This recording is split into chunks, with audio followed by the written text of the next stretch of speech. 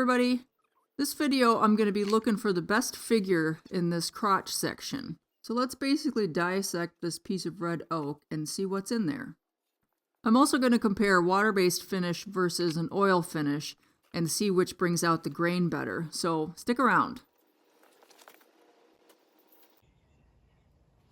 So the decision that I'm trying to make is, am I going to split this in half and make another shallow hollow form, or do I basically just want to cut a circle out between the piths and make a hollow form with the opening right here? You can see there's a little bit of figure right in here from where this branch comes out in here, and the feathering in the crotch area is going to be between the two things. And if we work within here, and this is what Lyle was showing in his video, then you're eliminating the piths.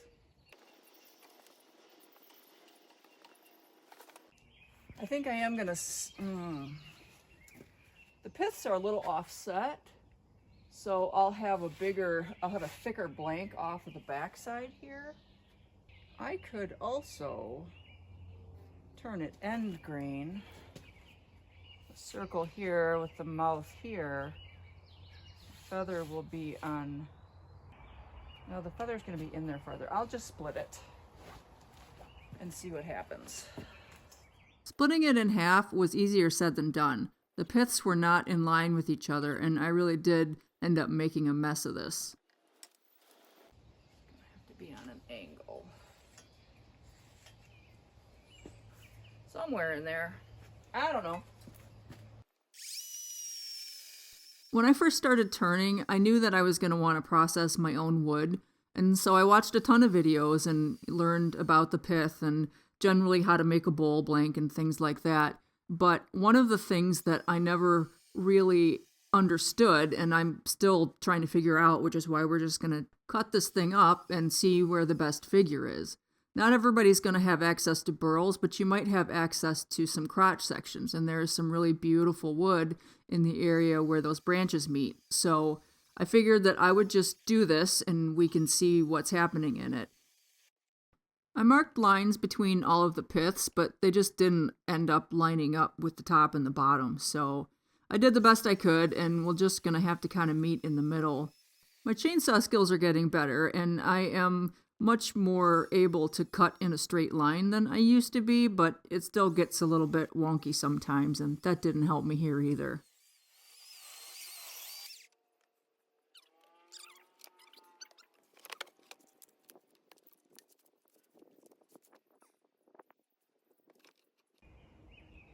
Cut that off there and that off there.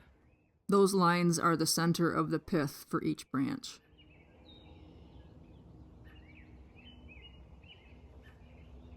This is really cool right here.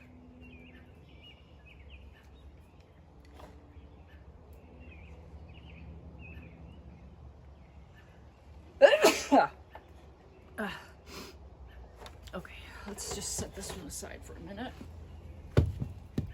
See if we have anything on this one. Ooh, did not cut where I was trying to cut, although it was also really crooked, so that did not help me. I do not have very much thickness here. But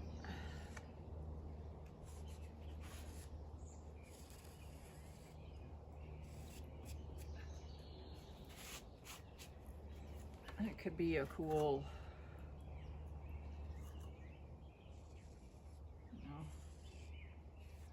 like that.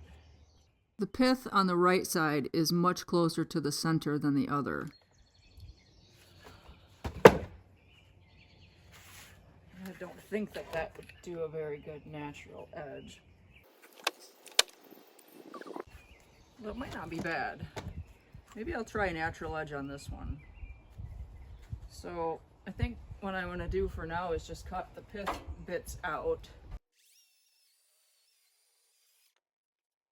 I can hear y'all going, oh, you're cutting so much wood away, you're wasting all that wood. But the point of this exercise is, first of all, to figure out where you can cut a log and find the feathery figure. And it's also to not deal with the pith. Anytime you have the pith in there, it's got a much higher likelihood that it's going to crack or split.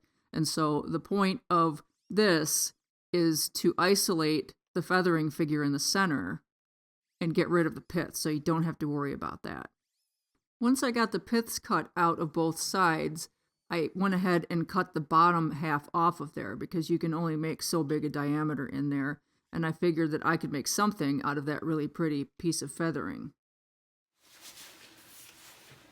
Well, in this case, I think I would have rather I made the other decision, but that's okay. We're gonna look at what I did end up cutting. I'm gonna start with this one and see what happens. I think that, see, it's real thin here, but even still, I think I'm gonna do a natural edge bowl of this and see what it looks like, because I want this all to remain in the bottom, and if I cut too far this way, I'm pretty sure that I lose all of that. So I still have a little bit of the pith running through here, but I'll get rid of that. So I marked, and that was a pretty good circle I drew, just eyeballing it upside down and backwards. Actually, it was not far off. I laid it out on this side and drilled a hole where I think I want the bowl to be, and then I did the same thing on this side. So I'm gonna drill a spot for my spur drive and get it in there and start roughing it up a little bit and just see what I have to work with, and then before I make any huge decisions. So I know that I'm gonna want it to tilt at least a little bit this way. I mean, I'm not gonna try to balance the wings so much on this. I'm not going to be able to, because this is such a dip, and I don't think that's going to be an issue. So I'm going to drill this at a little bit of an angle going that way, I guess.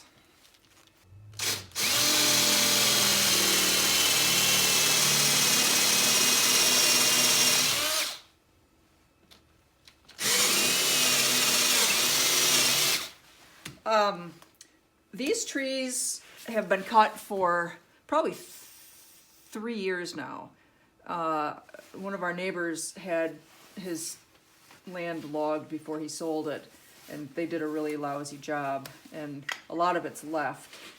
So I have some access to some oak, which is not my favorite thing to turn, but you know, you can't really go wrong with the crotch piece, and you do have to like the raise and the quarter sawn oak. This is some variety of red oak. All of the leaves are long gone, so I really don't know which kind it is. Last time with the maple, somebody asked me moisture content, and I didn't know. So I guess I'll just do this so that the top camera can see it. So this one is reading, 24. I've had this for a long time. This is a PSI woodworking one. I actually forgot I even had this when I bought this. My pin is is not pokey anymore on that one. And this one reads, oh, I guess it does too. It read about 19 the first time. I must have just not had it. Okay, so this is still relatively wet considering it's been down. So I'm still happy with my tailstock lock being in the front. The one thing that I do want to do, the back has a hole drilled and tapped into it, and there's a little stop pin that when you come back this way to unlock it, you probably can't see that. Hold on. Well, anyway, there's a lock pin in the back, and I'm going to drill one on the front so that it doesn't go all the way around and get locked again. It'll stop right there, and then I can lock it. Because what happens is that, and then I have my hands full, and I have to do things. All right, just going to kind of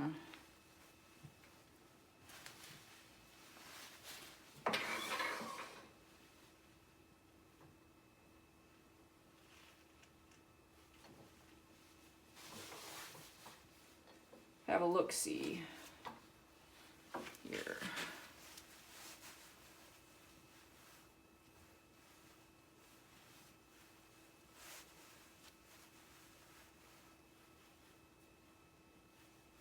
Did I do that backwards? I always do that backwards. Not helpful. All right, so first thing, we're gonna drill the hole in the right slant, because that's not it. Well, that's kind of just straight, isn't it? So I have a hard time visualizing this stuff. If I want this front to come this way, it's gonna be more on an angle that way, which I thought was what I tried to do. Maybe I just didn't get enough.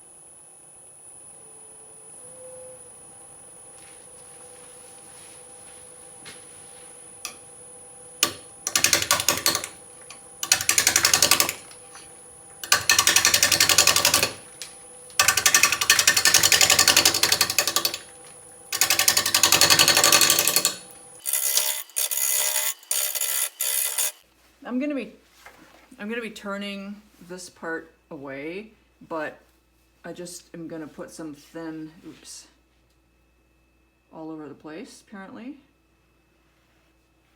in there just while I'm getting it roughed out.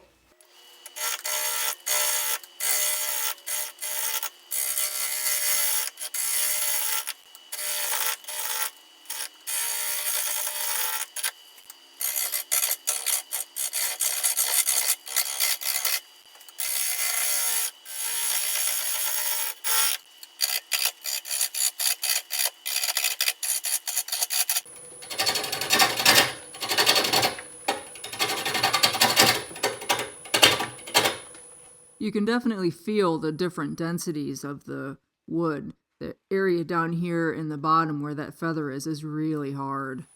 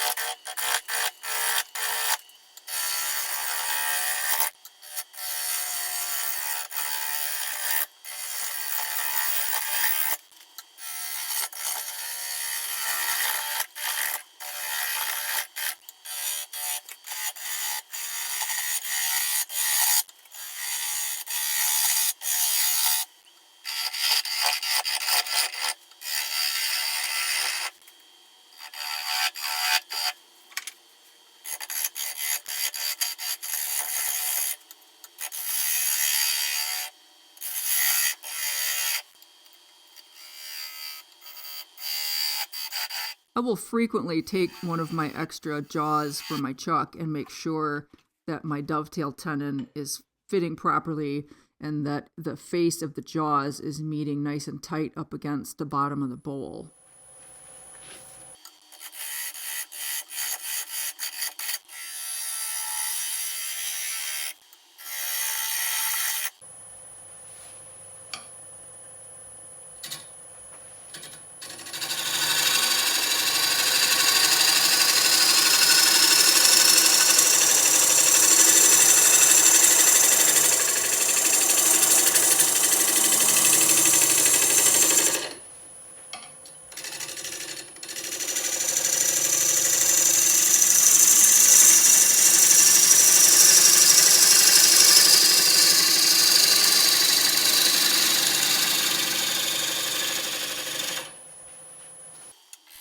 I'm doing a little shear scraping with a negative rake scraper by holding it on a bit of an angle. Oh, oak. Man, You want to get this stuff off of your lathe as soon as possible. I'm going to go ahead and turn this around and decide how I want to shape the top. Once I flip it around, I've got this part good enough. But holy moly.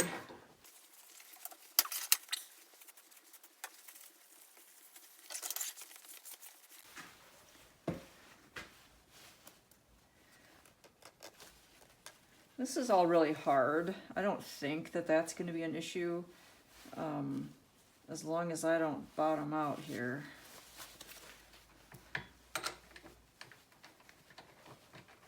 If I made this too big, I'm going to scream. Well, and it's bottoming out. All right.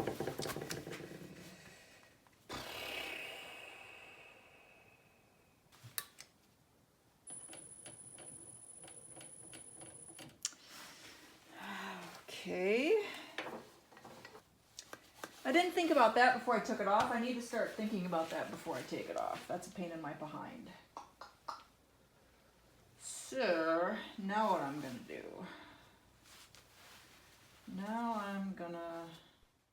I ended up flattening the tenon with my reciprocating carver and an orbital sander.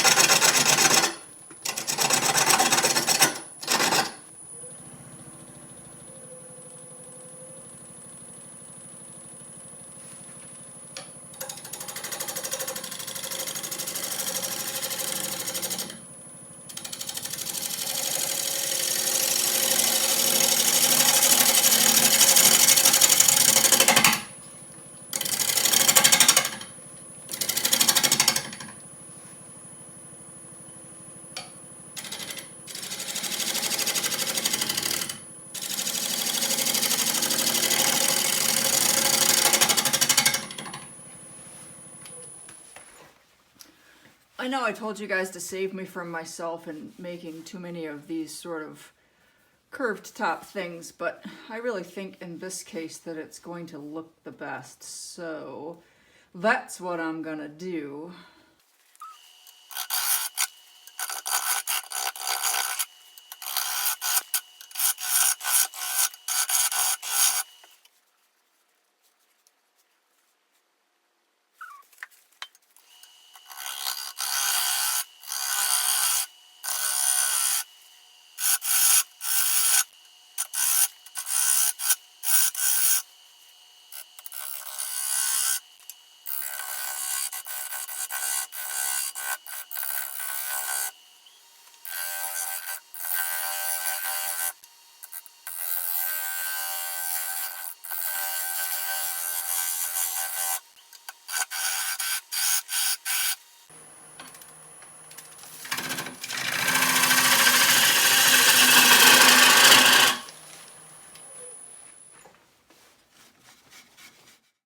Since I have a hollowing system, that I should just use it because that will make this little undercut way better. I may have already gone a little bit too far in removing the material as far as, you know, making it not chattery and out here, but I'm gonna try and ever so gently clean that up and see.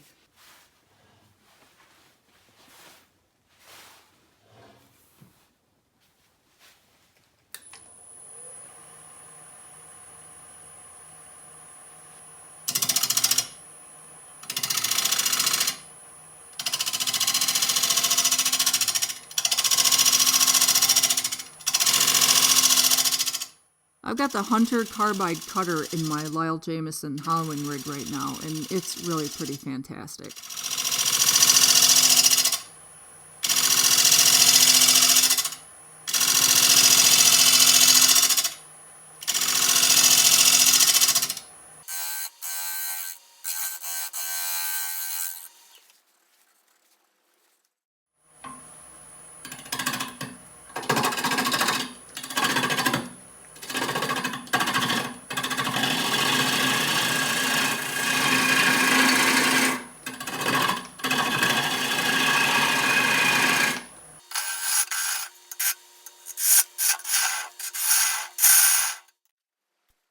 I sanded it up to 320, and now I'm going to wet sand it with the water-based sanding sealer.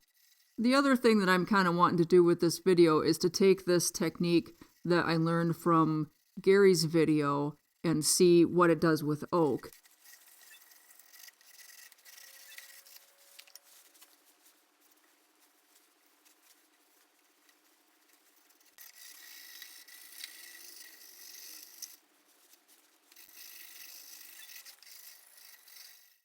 This dried overnight, mostly because it just got late on me, and I sanded it up after I wet sanded it, and then I put another coat on and let it dry. And before I put the polycrylic on, I'm just gonna go over it a little bit with a super, super extra fine, I don't even know what grit this is equivalent to.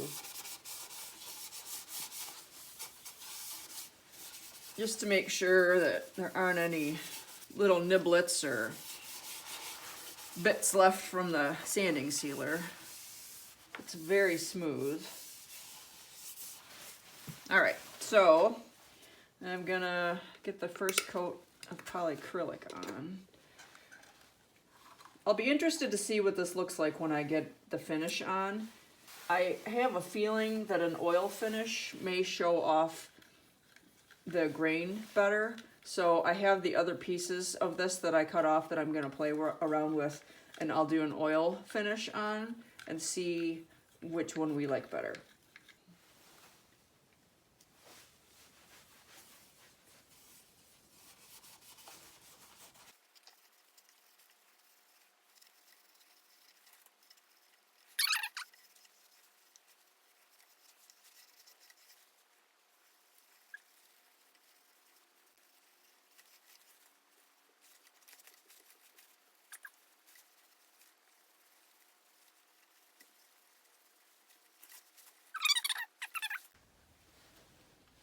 I don't think I missed any spots. It's hard to tell with this wild grain going everywhere.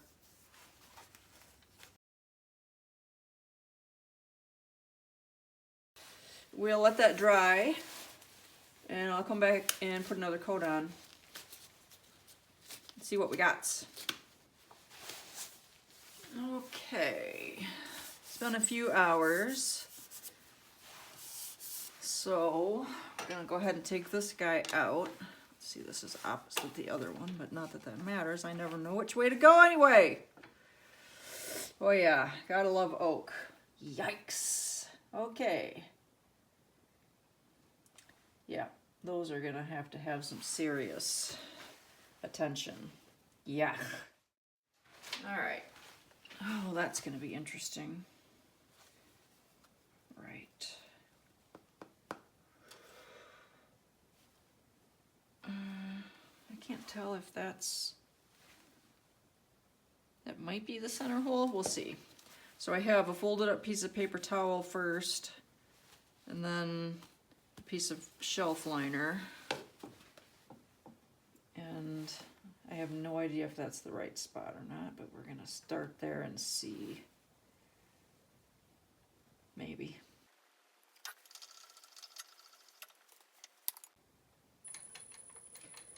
Nope. A couple of ways that you can go back and find the center is to use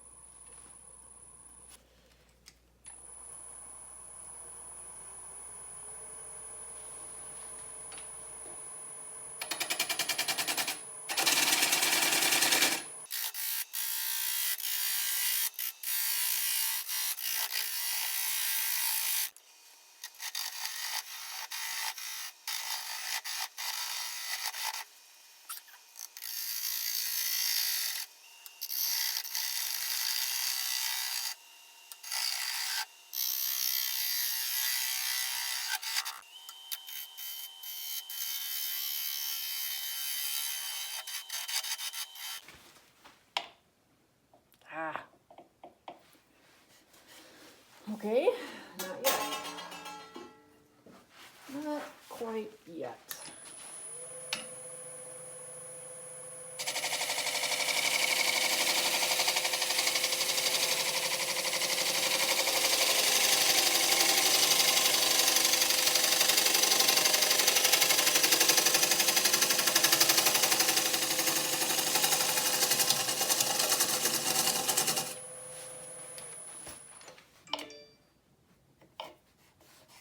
Seems better.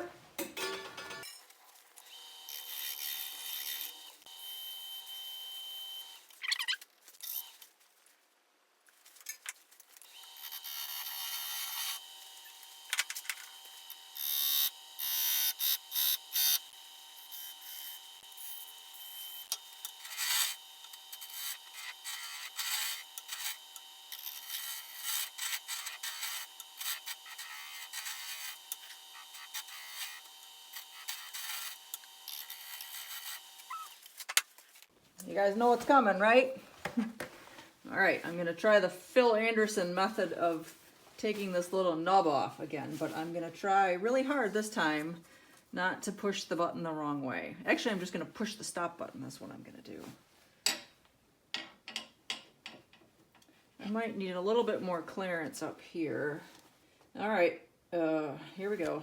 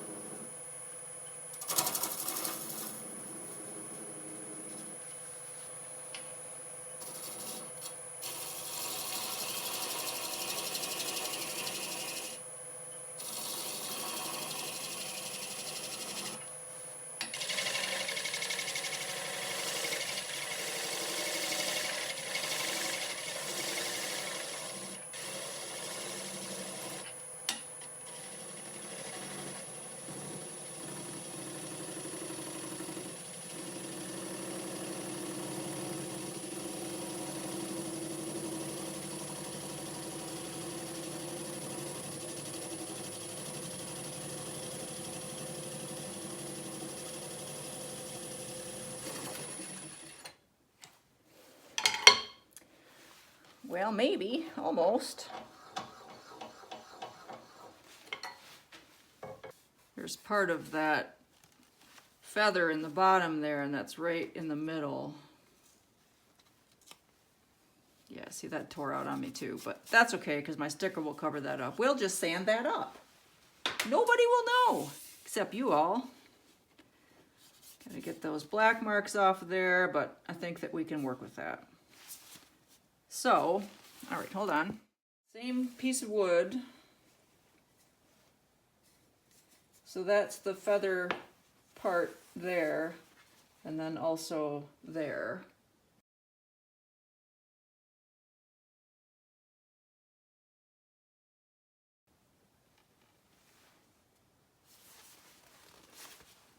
And you can see a little bit of it on the bottom there. So I'm definitely a fan of the oil finishes. I like the depth and the warmth. And to be honest, this might be a touch smoother, but I like the look of this one better, so.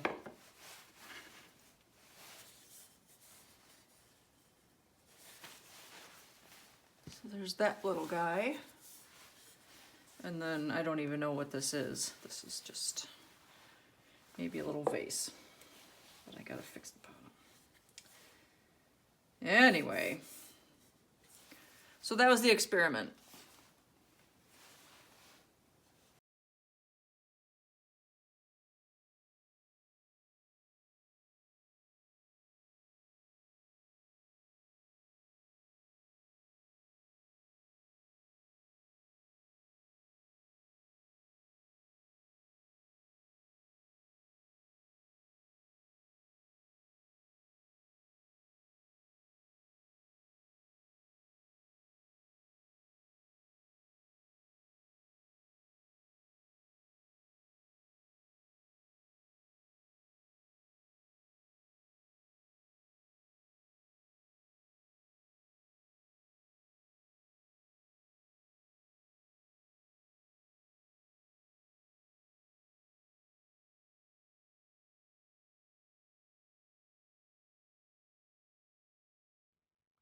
This probably looks like just normal dog things to most of y'all, but we're babysitting a friend's dog, Rusty, who last time he was here was so afraid of Bailey that he just hid underneath the table. He was even afraid of the cats, so the fact that he's playing with Bailey is really quite lovely.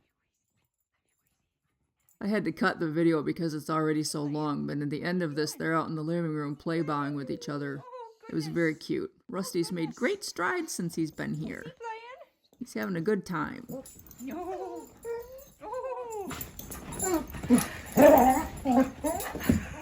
And don't let Oscar fool you. He was in on the action too. He was up on top of the couch swatting them as they ran by.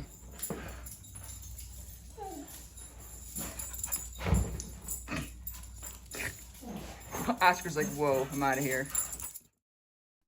Thank you guys so much for watching. I really appreciate it. Until next time, y'all be safe out there.